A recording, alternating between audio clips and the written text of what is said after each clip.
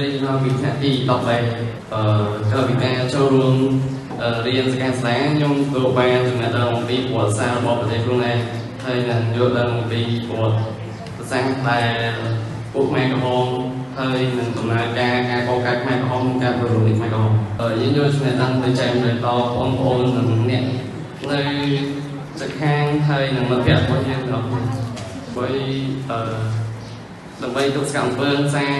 ក្នុងសង្គមយើងទី1យើងត្រូវស្គាល់អំពីដើមហេតុនៃអំពើហិង្សាទៅមកទៀតយើងមិនត្រូវមានប្រើប្រាស់អំពើហិង្សាហើយមានច្បាប់អនុវត្តអំពើហិង្សាហើយពេលឃើញប្រើអំពើហិង្សាយើងអាចទៅប្រាប់គេថាសូមឲ្យសំបល់ដល់យុវជនអង្គររៀនពីប្រវត្តិសាស្ត្ររបស់ខ្លួនឯងច្បាស់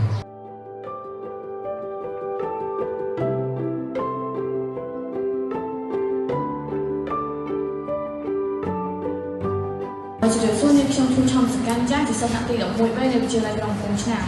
បន្ទាប់ពីបញ្ចប់សិក្ខាសាលានេះនាងខ្ញុំបានយល់ដឹងអំពីប្រវត្តិសាស្ត្រនៃប្រទេសកម្ពុជាជាច្រើនក៏ដូចជាការដួលរលំនៃ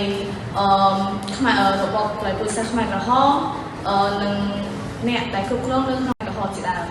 ចំពោះចំណេះដឹងដែលនាងខ្ញុំទទួលបាននៅថ្ងៃនេះនាងខ្ញុំនឹងយកទៅប្រើប្រាស់នៅក្នុងសហគមន៍ដោយចែករំលែកទៅ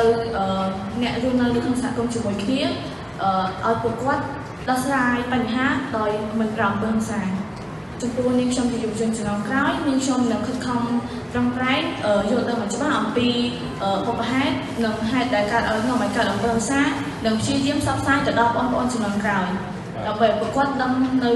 ឧបហេតុទាំងនេះទាំងអស់គ្នាបងប្អូនដល់បងប្អូនជំនាន់ក្រោយសូមឲ្យបងប្អូនជំនាន់ក្រោយ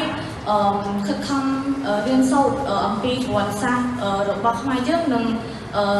បើអាចសូមឲ្យចូលរួមក្នុងការងារស្ម័គ្រចិត្តមួយចំនួនដែលវាផ្ដល់ជាបទពិសោធន៍ដល់ពួកយើងដូចគ្នា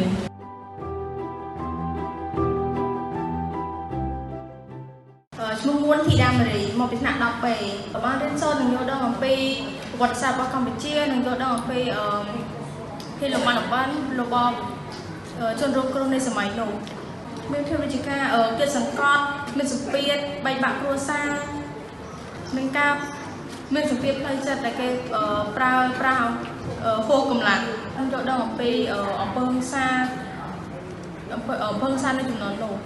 នឹងធ្វើការផ្សព្វផ្សាយដល់សហគមន៍ដែលជំនួយដែលរស់នៅសហគមន៍ជាមួយគ្នាហើយផ្សព្វផ្សាយដល់បងប្អូនឬក៏ក្រុមគ្រួសារដែលជិតខាងជាដើមទៅប្រាប់ពួកគាត់ថាទៅចេះយកគ្នាទៅវិញទៅមកមិនត្រូវប្រើប្រាស់ពុទ្ធសាសនាទៅវិញទៅមកឬក៏និយាយគ្នាដោយសន្តិវិធីចង់ឲ្យបងប្អូនទាំងអស់គ្នាចូលរួមគ្រប់កម្មវិធីសមាជិកទាំងអស់ដើម្បីមានបទពិសោធន៍ទាំងអស់គ្នា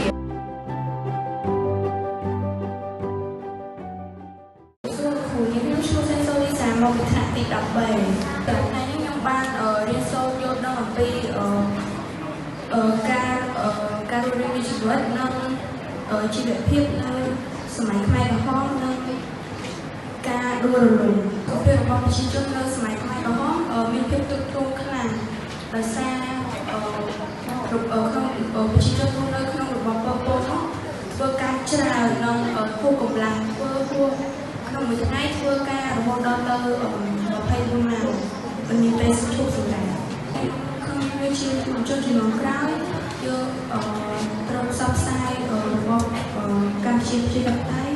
ឲ្យធំទូលាយនិងឲ្យទៅសាសនាផ្សេងទៀតយល់ដឹងឲ្យបានកាន់តែច្រើននៅរបបរបស់ខ្មែរក្រហមហើយខ្ញុំចង់ឲ្យសិស្សានុសិស្សទាំងអស់ដូចជាបងប្អូនដែលទូចឲ្យយល់ដឹងកាន់តែច្រើននិងរៀនសិក្សាអំពីប្រវត្តិសាស្ត្ររបស់ខ្មែរក្រហមក៏ដូចជាអាចមានសៀវភៅឬក៏សៀវការទូរស័ព្ទដៃផ្សេងៗនិងមានវីដេអូនៅ